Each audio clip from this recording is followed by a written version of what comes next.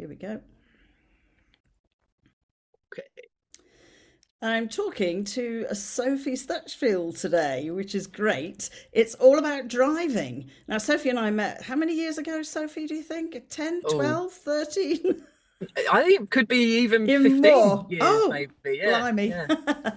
Anyway, we met a long time ago, and I discovered that Sophie is a driving instructor. So I thought today it would be really good to talk to her about, everything to do with driving. And I think it's really worth following her because she also does social media as it's the online driving instructor, isn't it? Yes, that's it. Yeah, the online driving instructor. And for me personally, I found that incredibly useful. You do a wonderful and really funny, Sophie is really funny. She does a great Tuesday quiz, which is a brilliant refresher.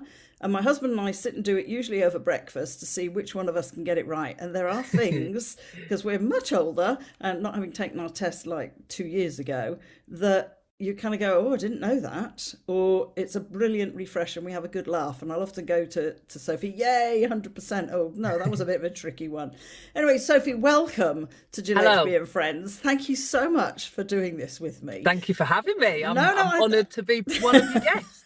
I think it's going to be brilliant for people to find out. I mean, first of all, what on earth made you decide to become a driving instructor?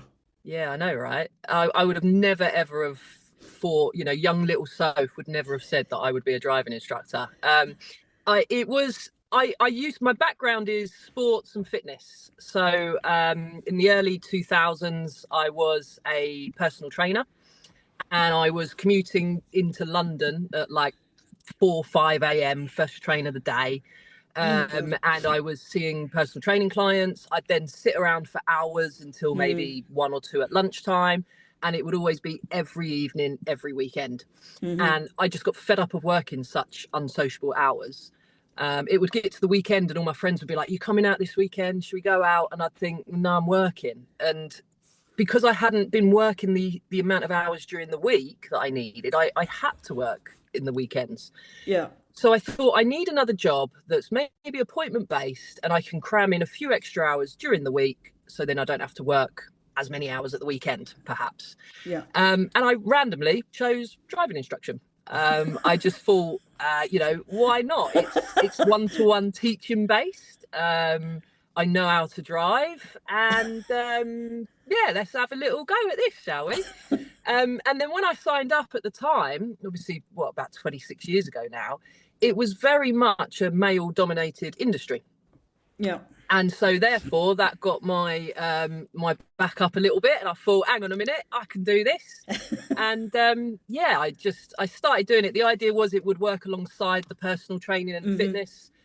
As it was at the time, it just the phone for the driving lessons rang way more than it did for the fitness lessons. So what do you have to So do to become a driving instructor? Because you can't just go, oh, well, I've got a license, now I can become a correct, driving yeah. instructor. You, Yeah, I you know, because literally legally, I mean, if you've got a full license, you can sit with a learner driver next to you.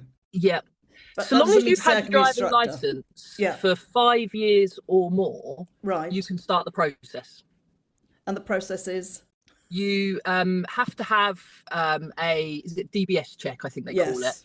And then there are 3 exams that you have to take. The first one is just like the learners do. It's a theory test. And you go to exactly the same place that all other learner drivers do, but you have like an extended theory test. So you Yeah. have many more questions and the pass rate is a lot higher. Then once you've passed that, you then go on to basically an advanced driving test to Right. see your ability to drive is good enough. And then once you've done that, you go to what we call part 3, which is the horrible part. And that is you get assessed on teaching people how to drive. Okay. However, there's a criteria and boxes that you need to tick. So when you do the part 3 test, the examiner sits in the driver's seat and pretends to be a learner driver, and you have to instruct them. And you're only From allowed to, scratch, like they pretend like it first can depend. lesson. So you have different topics. Like for example, you get a topic on crossroads or roundabouts or manoeuvres, or it might be Okay. it might be a first ever lesson. So it's a controls lesson maybe.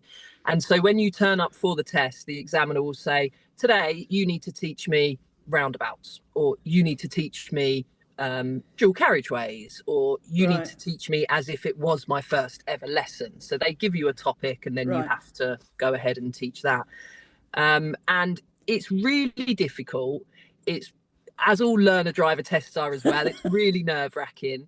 And one of the issues is you can only take it 3 times. And Oh. if you fail on the 3rd attempt, it's game over. Oh, You then wow. have to have what they say is a 2-year clearing period, and then you have to start the whole process again.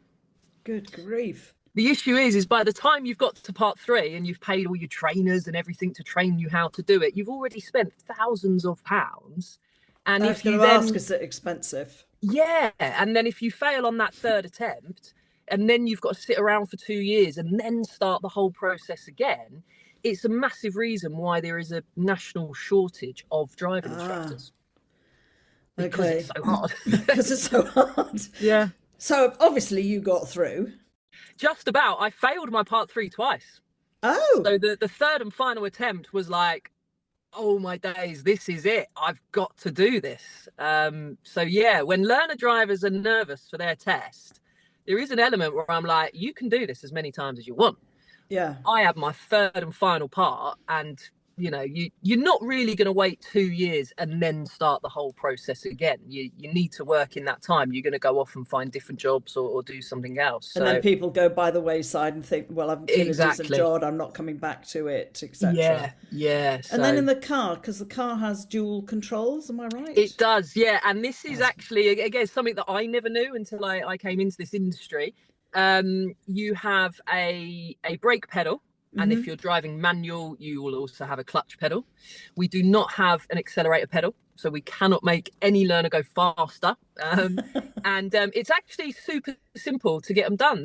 You take it to a particular registered mechanic who's got the certificate to fit them, or they can even come to your house, and they literally just link up a rod between the driver's pedals and on the passenger side.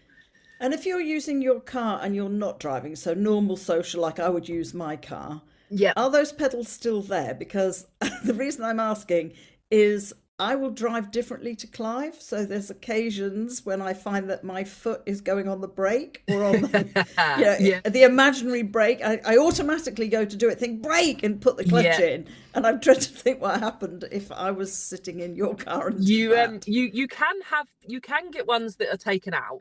Okay. I personally have never had that. I currently have an automatic car, so I just have a brake pedal in the passenger footwell.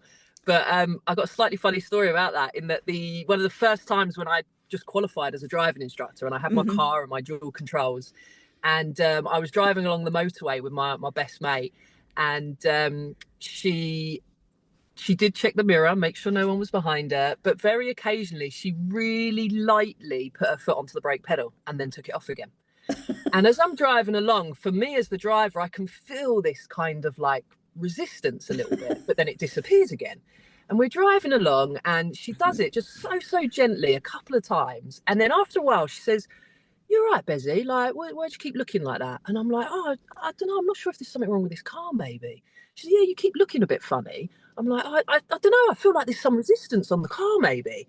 And then she did it again, and I was like, "There, do you feel it?" And she's like, "No, I don't feel it. No." She said, "You got your roof box on the top. You got that Sophie's driving school roof box on the top." I said, "Yeah, I have." She went, "Do you think it's maybe the wind resistance on that?" I was like, "Oh, do you think so? Do you think that would make a difference?" Like, and then in the end, she starts laughing and she's like, "No, it's me." And I'm like, ah. So ever since then, I do have to say to anybody that gets in my car, do not press the brake pedal. Keep your foot away from it. But it's I mean, I know you're saying it's an automatic car, but for me, it's an automatic reflex. I've been driving for years and years and years. What I'd have to do is I'd have to push the seat so far back that I couldn't reach the pedal. Yeah, my nan actually, as God rest her soul, she's never driven a car, or she had never driven a car in her life. and yet she was petrified of pressing the brake pedal, so she would always like move right back from it as well. But no, I always say to people, unless you get scared, please don't press it. And so far, whilst I've been driving, no one has felt the need to press it, so I think I've been all right. So do you just teach automatic then, although? In my own car, yes, because it is just an automatic car. But I Right. did qualify as a manual driving instructor, and I did manual for many years, until I realised that, to be honest, I couldn't even be bothered driving manual anymore. So I personally much prefer driving automatic, and the need for automatic nowadays is massive. So yeah, I got rid of a manual car years ago, and I only do automatic driving lessons. But I've still been out a couple of times as an instructor in other people's cars and taught them how to drive manual cars. But yeah, just an automatic car for myself these days. You must have some very, very funny stories. I mean, like, personally, taking my own test, and as I say, this was many, many years ago before people had to wear seatbelts, although as the driver, you were always instructed, you know, on your test, put your seatbelt on. Yeah. And my test was in July, and it was a really hot day. Window was down. The tester had his arm out the window, so sort of elbow out the window. And I actually had to do an emergency stop without him telling me, because a car pulled out of its drive and reversed straight out. So I hit the brake, and obviously the clutch at the time. He shot forward, bashed his head on the windscreen, bashed his arm as I did the emergency stop. And I thought, oh God, that's me failed. Yeah. And actually he said, no, that's great, we won't need to do an emergency stop. And You've just demoed a great one. You've just demoed an emergency stop. Then he made me reverse around a corner we don't normally reverse around, because you know the routes. You tend to get to know, don't you? Like when I was learning, my instructor knew around Yeovil, from Yeovil, which routes to have. But the corner I wanted to reverse around, or he wanted me to reverse around, somebody was already there, a learner driver. So he took me up a street, which was an avenue that had no curb. Right, okay. So it was really difficult. Of course, I'm really nervous. So being an avenue, it has trees, Sophie. Yeah. Guess who hit a tree? They're quite close to the edge of the curb at times, very aren't they? close. And of course, I was busy watching the road and not watching the tree. And I thought, I've really failed now. Yeah. And he said, no, that's my fault. You know, wrong corner. We'll go and do another one. Oh, really? And wow. I passed first time. But, you know, actually it made me relax, because I thought, well, I failed anyway, so now I'll just drive. Yeah. That's a big thing. There's so many people that get that, where it can work both ways, where they think they failed and then they think, oh, well, you know, I might as well just see what would have happened anyway. Or it can work the other way, in that they think they failed. Their mind then goes, they lose their focus, they're angry, they're annoyed with themselves.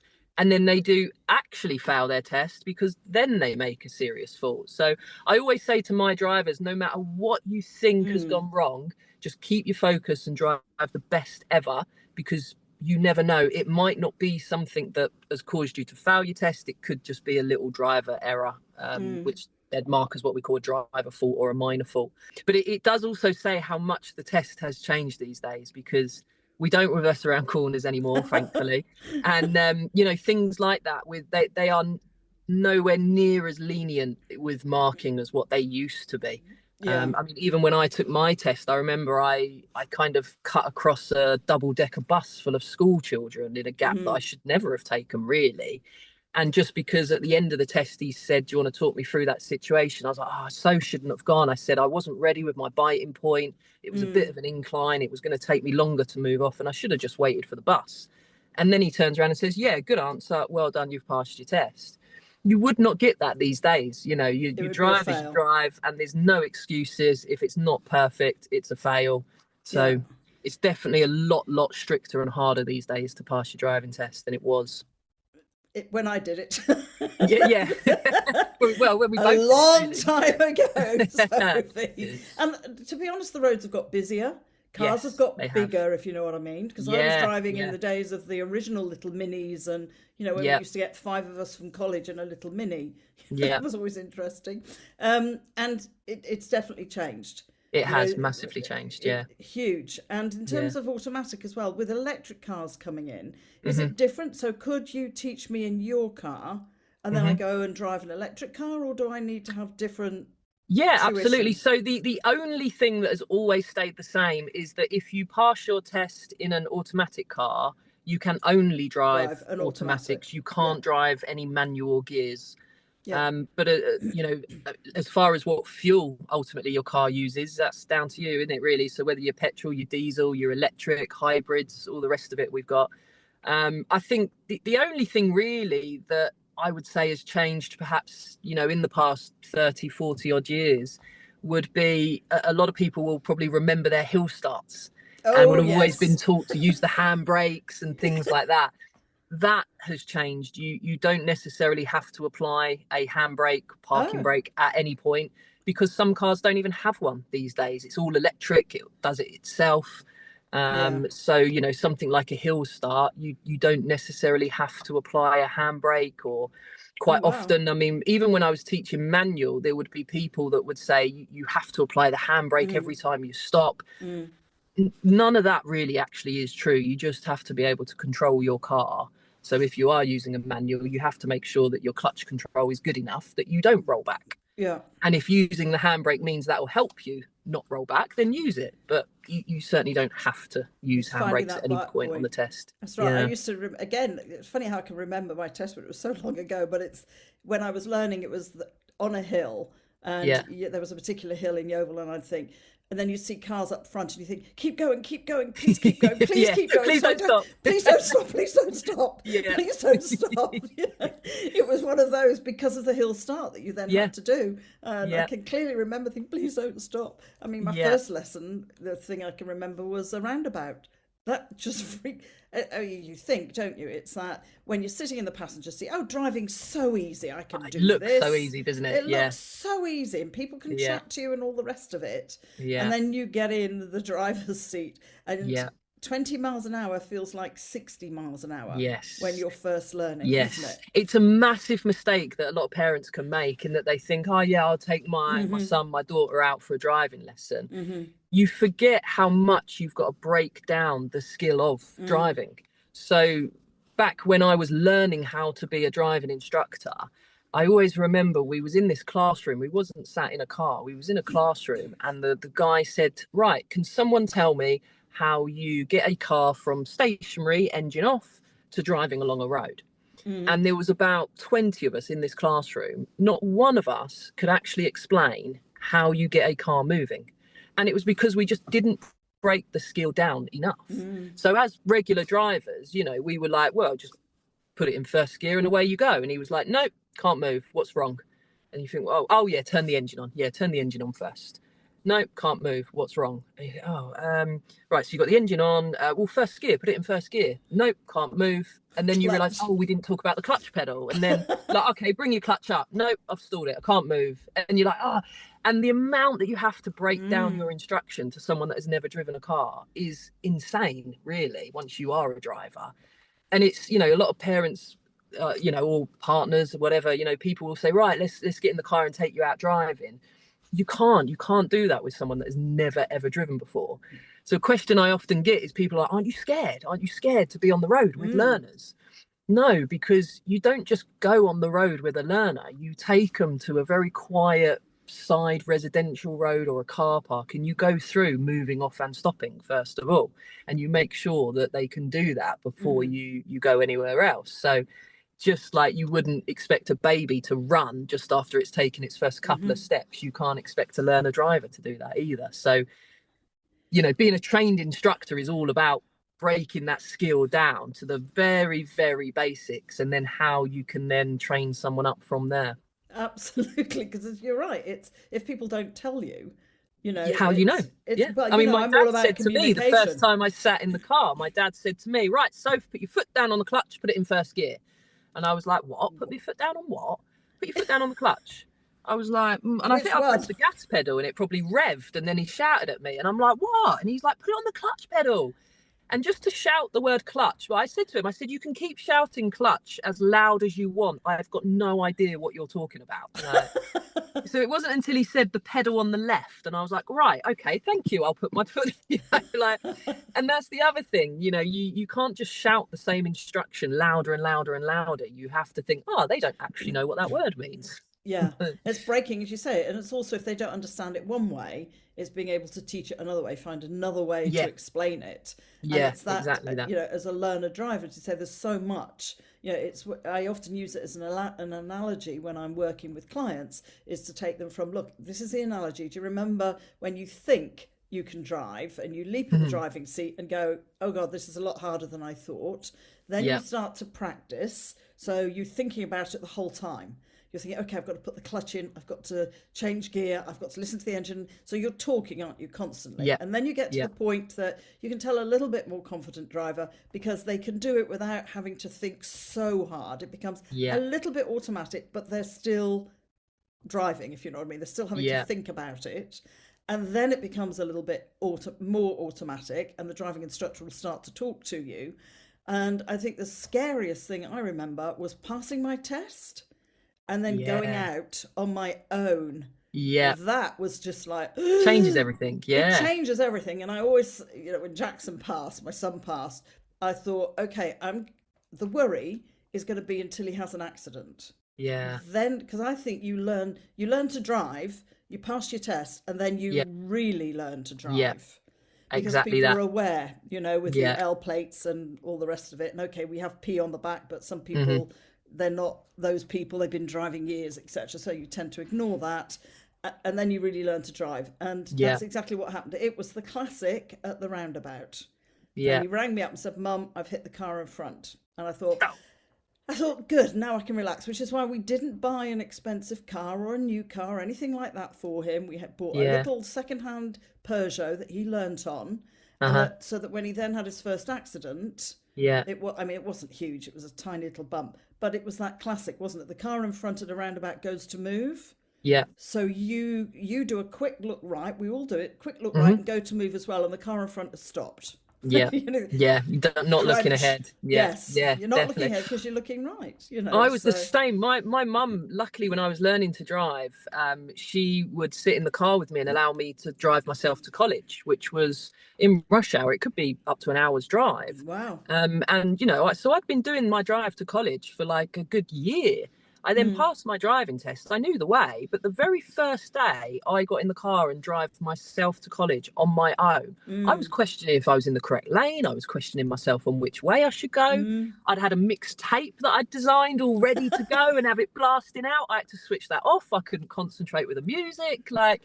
It felt so strange being in the car on my own. I'd never ever. That was when I realised I've never been in a car on my own. You're always Yes. either the passenger, Oh, or you're right. and someone's always driving. And whether you're in a taxi or whether you're with a parent or whatever, you're never in a car driving on your own until the day you pass your driving test. Wow. I'd never actually thought of that, Sophie. You're absolutely right. Yeah, yeah. All those years. I Yeah, mean, it's yeah, such a strange feeling. I always yeah, say to my learners once they've passed, I'm like, because quite often they pass their test, but it's the confidence. They're like, oh no, correct. maybe can you still come and have a lesson with me? When I get my car or in my own car. And I always say to them, just go out on your own and just drive around the block or just drive Mm. somewhere local that you know, because it's getting that first drive on your own out the way as well. Because And then it's it's the so first, strange being in the car on your own. and then the first drive with friends who all leap in the car and Yeah. are all busy chatting Hmm. and they're Yep. talking to you and Yep. you're like, don't talk to me, Yeah. Yeah. I'm Yeah. driving. Yeah. And it becomes so automatic, doesn't it? Yeah. It's that you drive, you change. When you're learning, you have to think about, oh my god, this traffic light's coming up, I'm gonna have to change gear, I'm gonna have to do this. You do that automatically. Yeah. When Yeah. you've been driving for years, I mean, good old days, you say the mixed tape, and then it was CDs. You could push that in, and Yeah. it's And you great. can do it, sort of whilst you're driving, Exactly, whereas whilst you're a lot of driving. people will say to me, like, oh, because we now have in the test the show me questions. So Okay. whilst they're driving, the examiner will say something like, can you just show me how you turn on your headlights? Can you show me how you would Ah, demist your windows? And again, to any driver, it's the most simplest thing ever, right? And especially if it's your own car that you've driven for however many years. How'd you turn your lights on? Well, you just do that. It's easy. And one of the things on my social media, just recently, a couple of days ago, I posted a video to say, how do you change your headlights from dipped beam to main beam? I commented on that one. Do you remember? Yeah. And there are so many people also that comment, and some quite nasty comments, and that they're like, well, that's obvious, and, oh, you're teaching beep, beep, beep, beep, beep, and they're so negative towards that. And you just think, hang on a minute, how would you know if you've never, ever been in a car before? And also, when you're a learner driver, for me to say, can you show me how to turn on the headlights? It's like, oh my God. And you look down rather than... do it? Like, yeah, and it's something that needs to be practiced. You can't just assume that somebody knows how to do that. Well, it's like if there's a sudden storm, isn't there? You have intermittent headlights, but windscreen wipers. Yeah. But it's turning that on fully, and the temptation is to look down. It's funny you should say, and Clive, if he listens to this, will laugh, saying, oh, you should know where everything is in the car. We've had our car 7 years, and Clive's still going, which one's the rear wing one?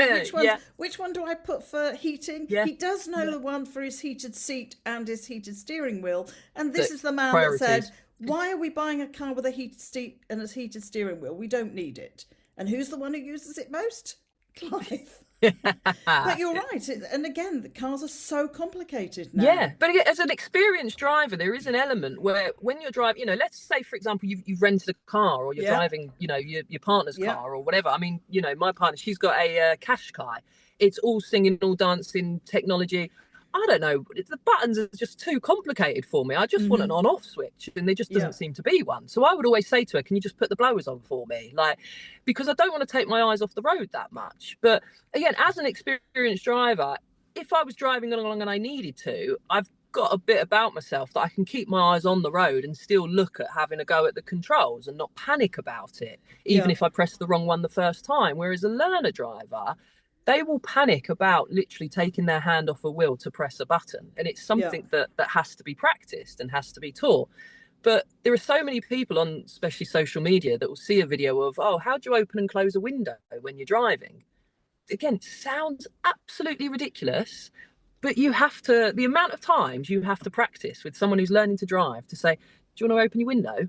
And they'll open the back passenger window. Oh, that's me, even now. The wrong button. Damn, I've opened the rear window instead of my window, and then I know that I've got to move my hand forward, Yeah, So, I'm guilty. That thing of taking their hand off the wheel to actually, and at the end of the day, it's just a button, isn't it? It's not even the wind down things that we used to have. But so as I said, when I post on social media, it might be to a driver the most obvious thing ever, but to someone who's learning and has never ever done it before, you have to teach these things. You have to break the skills down. Absolutely. And it was a reminder that you gave about how do you change the angle on your headlights. People don't think about that, and particularly with these incredibly bright lights now.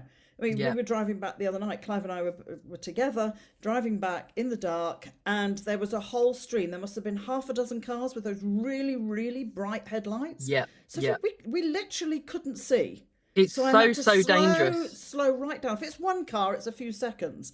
But there's like 4 or 5 of them. And also, I think we're not in an SUV. So a lot of them are the 4-wheel drive. It's even worse. SUVs, When you're in a smaller car, it's worse. It really hits you right in the eyes. And it's like, I cannot see. The amount of driving instructors now that are not instructing at night because you come away with headaches. You're literally being blinded. It's ruining your eyesight. And there's been many occasions where I've been driving at night and or in a lesson or with other people, and a really bright light is coming towards us, and they say, oh, they've got their full beams on. They haven't. They just haven't dipped their headlights into the floor. And it's really, I believe it's 2 things. It's number one, it's the LED lights. They're too bright and unnecessary. So it's a car manufacturer issue, but it's also a driver issue in that where we have now automatic headlights, people just stick it on automatic mode and then forget about it and never do anything with it. But as I said, in majority of cars, there will be some way that you can dip or raise the beam on your headlights, and Yeah. people are driving around with a raised beam, which is all getting in our eyes, as opposed to dipping it into the floor. But they just don't know that they've got that feature in their car. Well, that brought up the question from Clive. Do we have that? Yes, Clive, it's on the right-hand side down by Yeah, the little door. dial. There's a little dial which shows us where it is, Yeah, which is why I find your videos so helpful, Sophie, because unlike other people, you kind of go, oh, yeah, actually, where is that on my car? And how yeah, many of us, as you're saying, we leap in a rental car or we leap in our yeah, partner's car yeah. and then go, Yeah. how And does this each car work? can be so So different. I mean, different. it's not always the same on every single car. And it's one of the comments that I get on people. I mean, I've recently done one about lights on a Peugeot. And somebody's commented going, well, that's incorrect because on that particular model of Peugeot, blah, blah, blah. And I'm like, it's not, mate. I've just been in the car and done it. Like, but then if you get in a different model of Peugeot, Mm, it might be different and he might be correct for that particular model. So yeah. it will change from car to car, but again, I think the trouble is because it says automatic mode, people just get in a car and start driving it and assume it'll all be done And I think that automatically. the lights will dip themselves at the right Yeah, angle for the weight of the car and how much you've got in the back. And people yeah, don't think of that. When you've yeah, got a trailer or a huge weight in the back of the car, that the car is tipped up. yep, But you're also right. Jackson went abroad for 6 months' work, but kept his car insured, put it on our drive, and said, "Mum, would you mind driving it?" Well, it's a little Ford Fiesta ST2, is it whatever the top? yeah. And I was like, do I mind driving this? Not at all. But again, I had to get him to show me because it's keyless. Yeah, uh-huh, So when you get in the car and I'm going, where do I put the key in? Jackson just, Mum, no, you don't. As long as the yeah, key, and then you press that and you're away. yeah, And also the interesting thing is the car you drive has a real impact on other drivers around you. And what I yeah, mean by that is I got in his little Ford Fiesta Sport yeah, and I would pull up at traffic lights or something like that, and you would see somebody next to you. Boy uh-huh, Racer would suddenly go, or somebody would look, I'm saying Boy Racer, would look and think, oh, I can beat this one. yeah. Well, unfortunately, I have a competitive edge, but it was interesting how different drivers drove with me driving that car as Yep, opposed to me driving our Astra. yep, And it was marked as yep, to they see a particular car and they think it's a particular type of driver. mm-hmm, And they yep, don't half drive definitely around you. They either drive right up your rear or they're yep, trying to zip by you or they're trying to egg you on at, traffic lights. mm-hmm, And I just thought, wow, this is really interesting all these years mm-hmm. on. The amount of times I've maybe been driving from lesson to lesson or Mm, just driving myself and my roof box is still on. So I'm still marked as a learner car. mm, And people cut me up at traffic lights. People try to jump in gaps. And I'm a bit like, whoa, dude, what are you cutting me up there for? And then you can see them look in the mirror and they see it's just me driving. It's not, mm, and then they're literally like, oh, sorry, sorry. And I yeah, know full well that they've seen the L sign from a distance and thought, I'll get in front of that learner. yeah, And then they cut you up so dangerously and you're like, what was that for? That was a bit unnecessary. yeah. um or the other thing where I thought you was going when you were saying with your driving your son's car, and I've experienced this recently because we've just changed from a Suzuki Swift to a Suzuki S-Cross. Mm, My little Suzuki Swift had great acceleration on it. yes. So I arrive at like a Go to roundabout and I take can off. take those quick little gaps because Yeah, it's a nippy little thing. I yeah, put my foot down, it goes. In the S-Cross now I've got, it's a much bigger car and the acceleration is rubbish. And the first few times I drove the car, I was getting beeped at roundabouts because maybe I'd taken a gap that in the Swift would have been fine. I put my foot yeah, down, it just hasn't got that acceleration. So I've ended up slowing down traffic and I'm having to put my hand up saying, yeah, my bad, I'm really sorry, I shouldn't have gone in that gap. yeah, But and that's the difference. Every single car is not exactly the same. And exactly. the And amount I of mean, times you're that you're people quite will just right. jump from car to car to car and think everything's okay. But so I mean, I'm lucky. There was no. I mean, I say I pulled out in a gap that I shouldn't have done. It was never going to cause an accident as such. But sometimes seconds matter, and it could have been something that caused an Yeah, accident. I'm going to hold absolutely. my hands up and say, yeah, you're right, I shouldn't have taken that gap, but I was expecting my car to go faster and it didn't. Which is why I enjoyed driving that car, his little car, for a Yeah, while. yeah, When I he bet said, that's "Mum, got would a you bit of mind?" I was like, acceleration on it. I used to have a sports car years ago, and I thought, "Oh, I can't wait, the acceleration." I mean, there have been times when we've been driving back from his flat, and I've been in our car, and he's been in his. I'll leave well before him. He catches me up on the motorway, and I can see him coming. We call it the blue bullet, his little car, and I can see the blue bullet, and I think, "Oh God, here comes Jackson. He's going to go straight past me, or we'll get to traffic lights together." And Yeah. particularly on the old roundabout coming off the M25. And he'd draw up next to me and he'd give me a little smile. I thought, the little is going to put his foot down in his car. And of course, as much as I try to, so I hate to admit, yes, we're trying to beat each other, I just know there's no way I'm going to get up that slip road onto the A3 before him. Yeah, And he's yeah, gone. And I think yeah, that's what you're talking about, isn't it? When you're going up as well, slip roads onto motorways, etc. Some yeah. people can get through because they've got the acceleration and Hmm. be well up front, and other Yeah, people you just can't. yeah, So, yeah. I mean, how does sat nav play into? Do you have to do stuff on a test with sat nav? Because I, You do, yeah. It's part of the test that's called the independent driving, right, and it will be one of two forms. You might either be asked to follow road signs, so the examiner might say, right, from here on, I'd like you to follow road signs to the town centre, for example. Or they bring a TomTom sat nav to the car, and it's got a pre-planned route set up on it, and it activates, and then the driver has to follow the sat nav. Um, but yeah, sat nav driving is definitely something now that, as instructors, majority of us are all teaching, because what everybody does, they switch exactly, on the sat nav, and again, it's something that this is a distraction that takes your eyes off the road you're following, and also sat navs aren't always correct. correct. They take you Um, where you don't want to go, or they try and take you down a no through road that's suddenly changed. It used yeah, to be that way, and now suddenly it's no entry, and you're like, yeah, hang on a minute. So you're trying to look. I mean, I even experienced driver like me with a sat nav on, you're kind of going, is it this road? Is it this road? Hang on, where's it saying 100 yeah, feet? What's yeah. 100 feet? Oh, it's not that Exactly. little road, it's Yeah. this The road. amount of times I've You taken the know? wrong road because I'm confused by what the sat nav says. Yes, or you're in the wrong lane when there's 3 or 4 Yeah. lanes in a city, and you're like, well, which lane am I meant to be in? I You also know? think that the highways have massively taken advantage of sat navs Yep. over the years in Signs their kind disappear. of, yeah, their excuse to not maintain signs I anymore. I mean, agree. there are many junctions here around Watford and that I've come across where I mean, there's a particularly big junction in Watford. It's known as the Dome Roundabout. It doesn't have any signage from any direction about what lane you need to be in for where you need to go. And the amount of times that you drive around that junction and drivers are having to change lanes at the, sort of the last Last moment, minute. or, people are drifting into Hmm. different lanes, because if you know the local area, you're fine. You know Hmm. exactly where the lanes go, you know what lane you want. But if you're not from the local area, it's such a poorly marked and signposted junction, and you wouldn't have a clue really what lane you need to be and when you need to change the lane.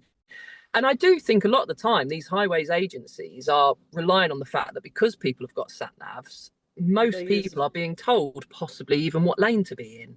Yeah. But it's the state of the road signs these days on the roads is, in my opinion, I horrendous. would agree. I'm glad you say that, because so many of them are either covered with Yeah, foliage, trees, you can't see it, or they've gone green, or there's chunks of yeah, it that have fallen out of the big signs. yeah, And you're looking, you think, where am yeah. I going? And When they're never even turning replaced. off, when you're coming, as you say, round a roundabout, and you're looking for the sign that says, I don't know, Aylesbury or Watford, Yeah, and the sign's not there, and you think, is it yeah, that junction? yeah, Am I going down there? And so, yeah, yeah, it's this last minute panic yeah, as yeah, you're going around thinking, where on earth am I meant to be yeah. going? I live very close to the Warner Brothers studio tour for Harry Oh, Potter. oh, There, right. there are tens of thousands of people that are visiting that place every single day. And Wow. there's quite a large roundabout. If people are driving quite often to and from London to get to it, there's a big roundabout there. And again, there is no road signage for it.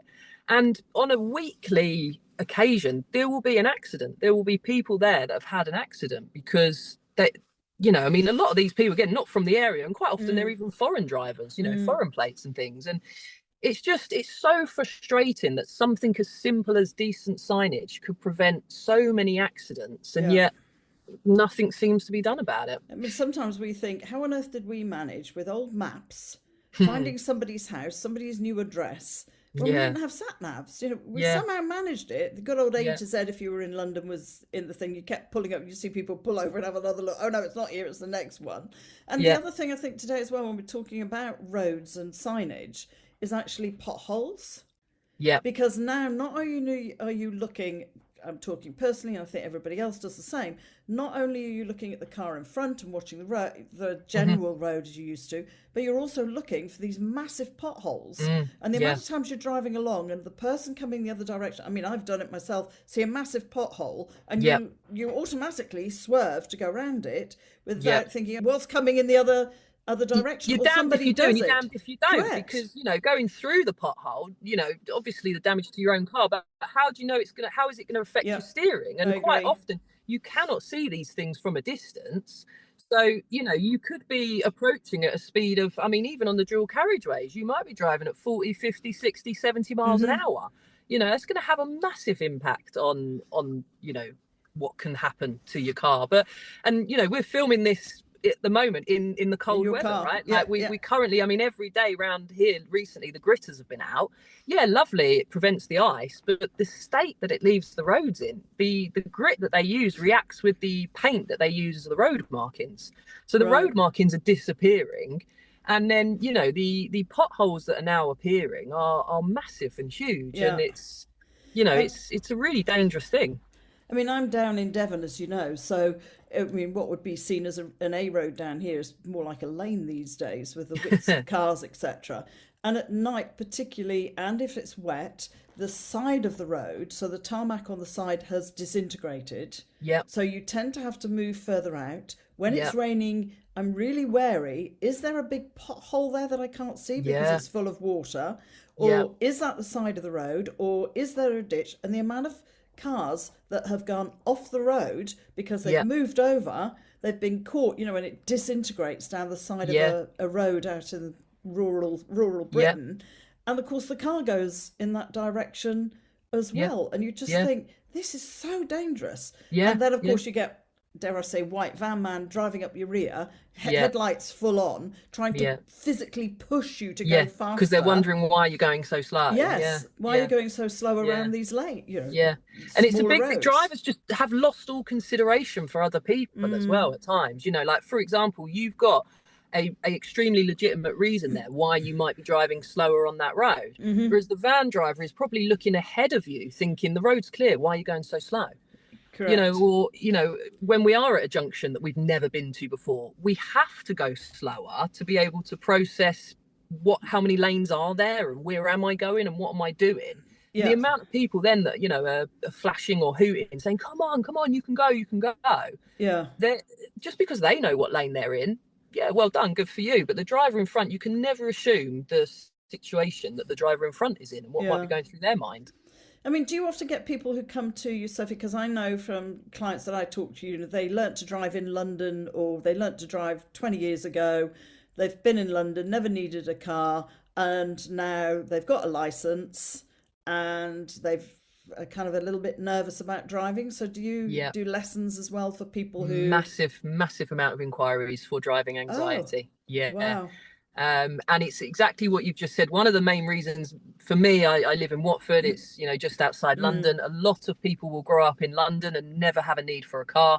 They then jobs or family, they buy a house outside in Watford or even further out of town, mm, and suddenly they need to drive. The older we get, the more anxious we become about everything. So that is one of the reasons. But I mean, the most instructors phones after the pandemic went crazy for anxiety lessons as well. wow. People spent many time not driving at all. Hmm. And then when they did go back to work and the world opened up, a lot of people, their lives had changed. They were no Mm, longer going into the office on the train. They were going to have to drive into the office. mm. So the need for refresher on motorways or dual carriageways and parking as well. Now suddenly they need to park at the office and they don't know how to park. Um, I still and hate it's parallel parking. Oh, everyone's always got a bit of a nemesis, I think, haven't they? But Yeah, the I'll go to a car park rather than park unless it's a big enough gap I can easily get into. yeah, yeah. But one of the biggest ones as well, aside from those two things, I'd say is somebody's partner quite often. If they're a Oh. passenger in a car and their partner is always driving and they're quite an aggressive driver, shouting at other people, oh, come on, you could have gone in that gap, and why are you driving so slow? It absolutely petrifies that person. And when we're in anxiety lessons with them and they're nervous about lane changing, quite often they're constantly looking in their rear mirror. Oh, I probably annoyed the person behind me. Oh, have I annoyed them? Oh, and they're so worried about what other people are thinking about their drive. And you have to take a moment to say to them, nobody cares. Like, why do you keep bothering about all the other cars so much? And it transpires that they've got a partner or a parent or whatever that's very aggressive in the car, and it's petrified them that if they make a mistake, other people are going to be shouting at them as well. So it's really important that if you, particularly as a parent, not even when you've got a 17-year-old in the car, when your kids are young, you've really got to be careful with the language that you're using in the car, because they're going to learn that. And, when it comes to them learning to drive, they're petrified that people are going to be shouting at them if they make a mistake. Yeah, absolutely. I mean, it's all of that. And in terms of motorways these days, can you just pass your test and go onto a motorway? Or do you have to have a lesson? Because I never see learner drivers on motorways, for example. It's such a good question. So in answer to your question, yes, you can just pass the test and be on a motorway. But the thing that's changed is if you are with a qualified driving instructor that has a dual controlled car, you are allowed on the motorways now during your driving lessons. Oh. Yeah, and there's so many people that don't know about this. I think I don't know the exact dates, but the law on that changed around about, I think it was either just before the pandemic or just after. But either way, it just got completely lost in the media because the media was so focused on other stuff. And so it just didn't get the advertising that it would normally have on the TV and in the media when something like this changes in the rules of driving. But yeah, driving instructors, if you're in a dual control car, you are allowed now to take people on the motorways. Well, that's something I've learned, because when I see a driving instructor car, I just think, well, they're not a learner. That's the driving instructor, and I just treat I just treat it like, oh, that's an experienced driver. So I've it may well be something. a learner driver on the motorway. And do you get people who want those? Because is that part you have to do before your test, or you don't have to? No. So the motorway driving is still not part of the practical driving test. It should be. Unfortunately, although the rules have now changed, I still know a lot of driving instructors that won't take anybody on a motorway. Which to me personally, I think that's a bit irresponsible, because I think it's your duty to teach people how to drive. It's what they're paying you for. But I also think it's a very big decision in that you can't just take anybody on the motorway. It has to be a driver that is ready, just like it should be on a dual carriageway or a bigger roundabout. We spoke earlier, you've got to do it in bits and break it down. So you've got to make sure you're taking them on a motorway when they are capable and good enough to do that. But one of the things when they introduce these rules around, you can let your learners go on a motorway, but you must have a dual controlled car. Well, as we discussed earlier, your dual controls are a brake pedal and possibly a clutch pedal. If you're going on a motorway with someone, we need a gas pedal. We need an accelerator pedal, because quite often, if that first time they come down a slip lane to join the motorway for the first ever time and they start looking in the mirrors to make that lane change and join, their foot has come off the power and it wants to go on the brake pedal. And no matter how much you say to that person, press the power, accelerate, if they don't accelerate, there is nothing we can do as a driving instructor.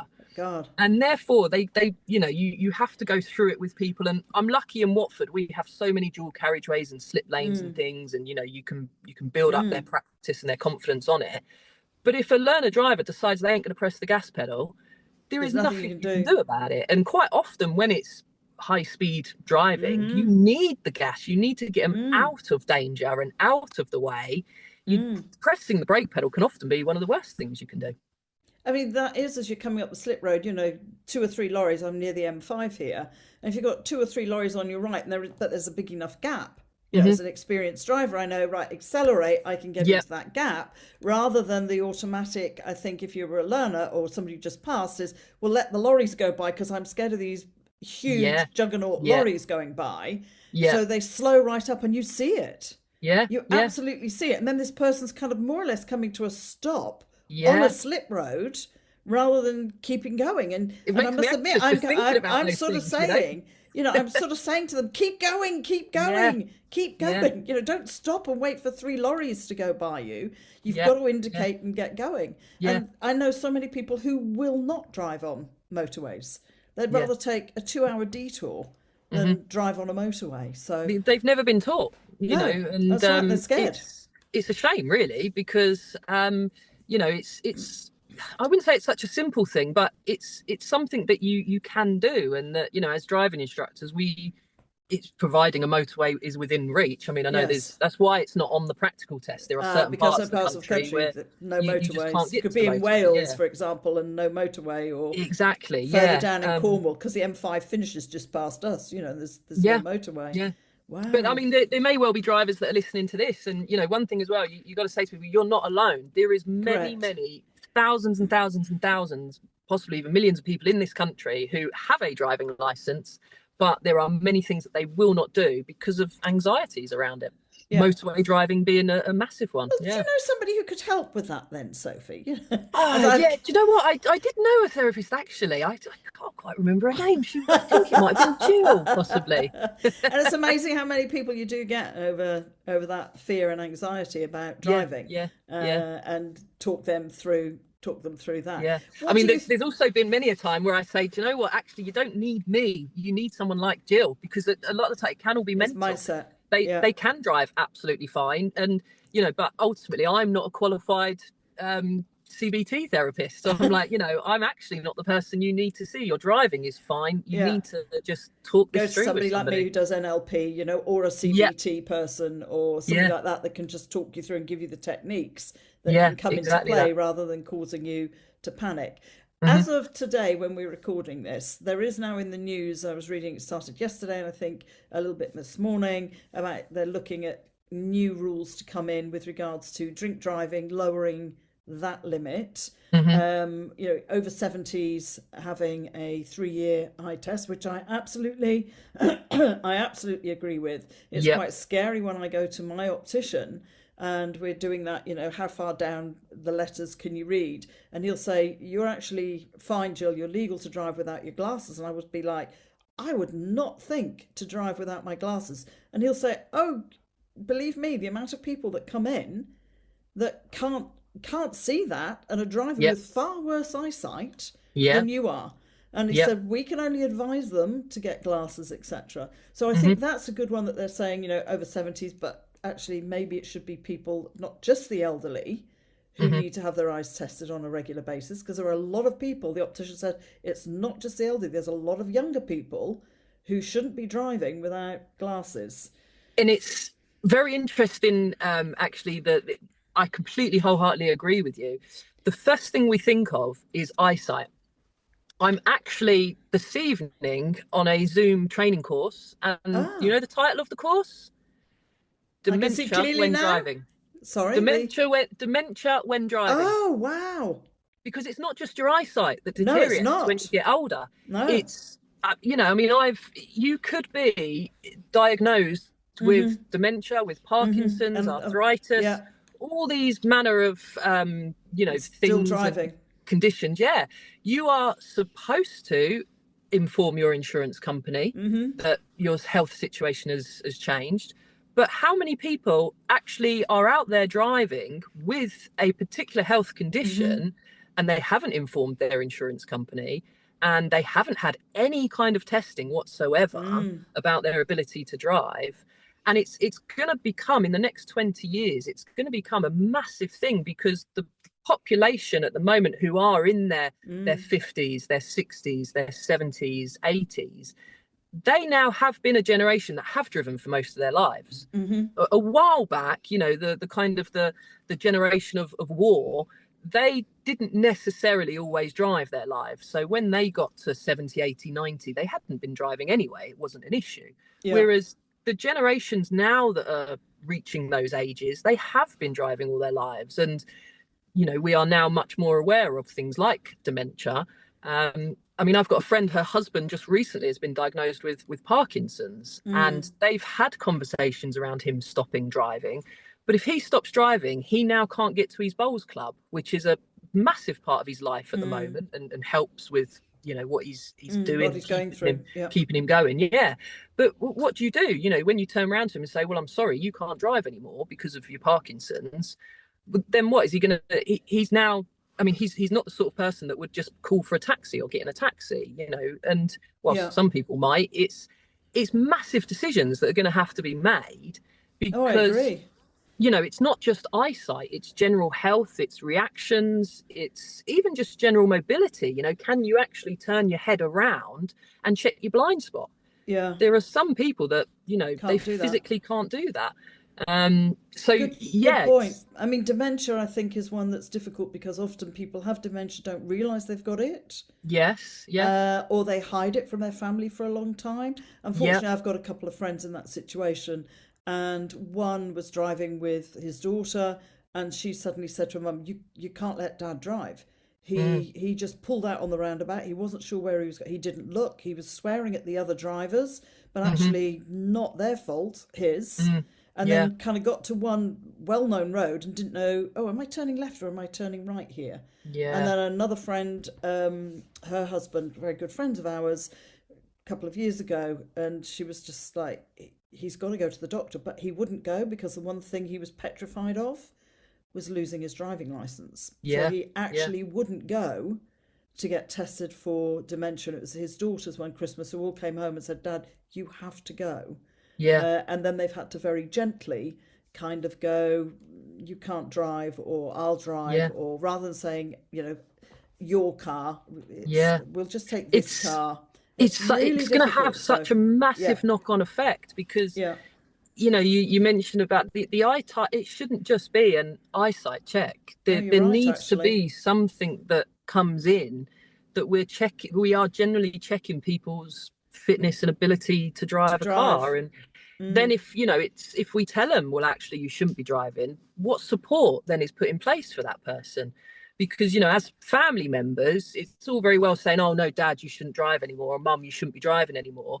Well, are you then going to take them to their appointments and you know, whenever they want to pop to the shops or to their activities that they might go to? Like you know, it opens up a whole kind of, I mean, that's we're in a village and we will be moving because that's part of us thinking as we get older. And my sister has glaucoma, so she's now every 3 years. Yeah, and it was very close this year. DVLA wanted extra tests for her eyes, and she said, "I'm really aware that in 3 years' time I might be told I can't drive in my sort of early 70s." Yeah, and it's that's made me think we're in a village. Great. Well, one or other of us can drive, or we both can drive. If suddenly our driving licenses were taken away, we'd be completely scuppered. Yeah. You know, the odd bus that goes into Exmouth or whatever, but for everything else... This is it, isn't it? I mean, bus services have been completely cut all across the country. Yeah. I mean, in some places, yes, we do have Uber, but, you know, taxis, etc. But there's sometimes always a debate about the standard of drive there. And exactly. You know, ultimately, it's, you know, have you got somebody that's currently in their 80s? Would they have a phone app that can deal with Uber? You know, would they know how to do that? I mean, my mum I don't have an Uber app, and I've got no idea. I've never had an Uber app because I drive everywhere. Yeah. So why would I? We live in a village. I drive everywhere. Yeah. So I've never had the need for an Uber. If I go into London, I take the train, and I come back out, pick up my car, and drive home past Stonehenge again.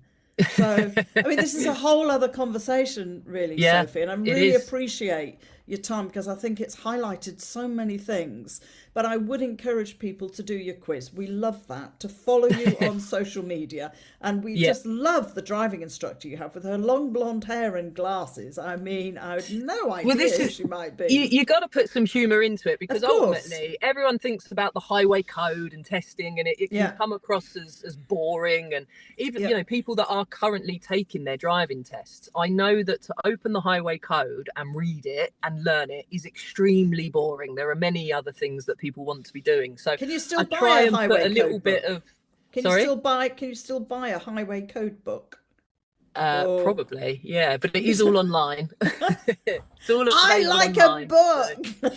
I'll be honest, that is a good question, actually. I'll be completely honest. I don't know. I mean, I know in general they're all trying to get away from paper as much as possible, aren't they? But no, anyway, sorry, I you were try and saying put a little bit of humour into it, even in the options that I give you, you know, to select what is the Lloyd, your dog, often appears as an option. yeah.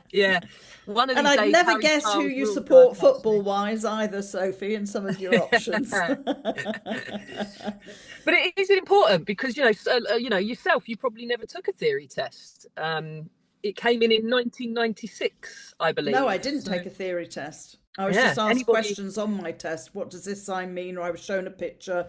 What does this mean? No, I didn't take I'd like to say, 96. Of course I took a theory test. No, I didn't.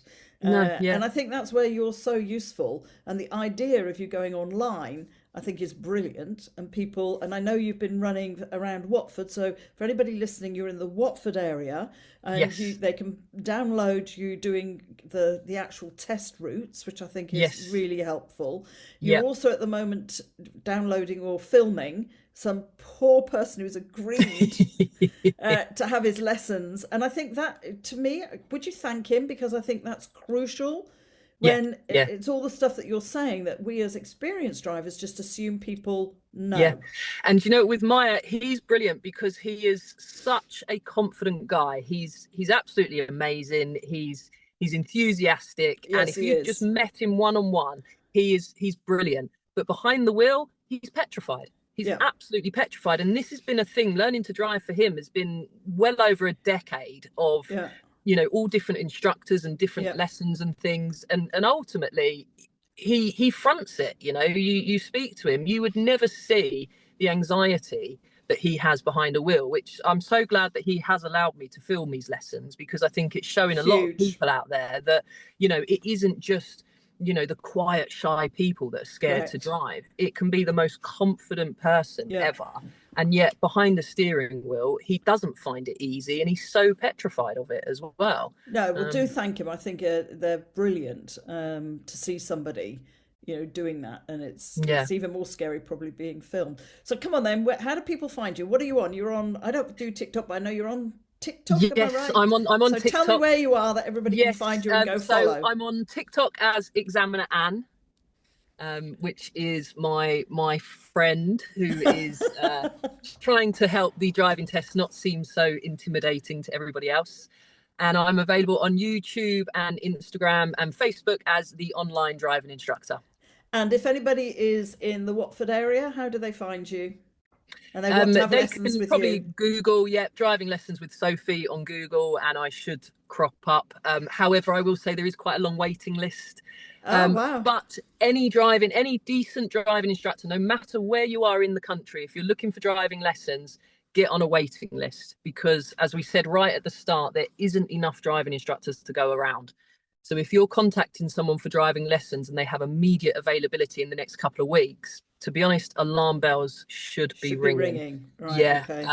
There isn't enough decent driving instructors, and I completely appreciate that nobody wants to be on a waiting list for 5 to 6 months or whatever. But we have a massive backlog with the actual practical driving tests, which means that as instructors, we're not churning out as many drivers as we used to.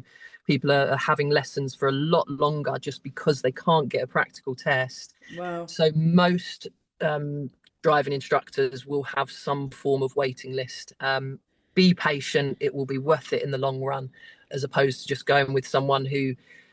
So if you've got a 17-year-old who's going to get their license, actually it's worth inquire at 16. Inquiring Yes, I was going to Yeah, say inquire definitely. much Inquire earlier at their because 16th then you're at the birthday. top of the waiting list. And if you're not ready, you can say, well, Yeah, no, I'll go down one, I'll go down one. So exactly if you're that. like me, I was desperate to learn to drive. And smack on my 17th birthday, I had my first Yeah, lesson. And Jackson, yeah, my son, was exactly the same. He just couldn't wait. He was counting down yeah. from about 14. And Only if you're a 3 more parent and you've years. promised that, oh, we'll Yeah, get you driving lessons for your birthday, the yeah. amount of inquiries we get off parents because their son or daughter is going to be Like 17 next week. next And week yeah, or in a couple of weeks or even next month. And I'm like, there's nothing I can do. And they're mortified because for, the yeah, past decade, they've been promising their son or daughter driving lessons on their birthday.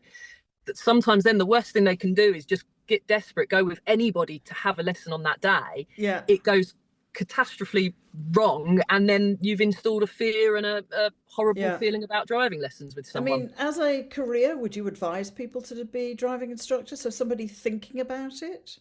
If you would be a teacher, then yes, there is an awful lot of taxi drivers that are coming into the industry.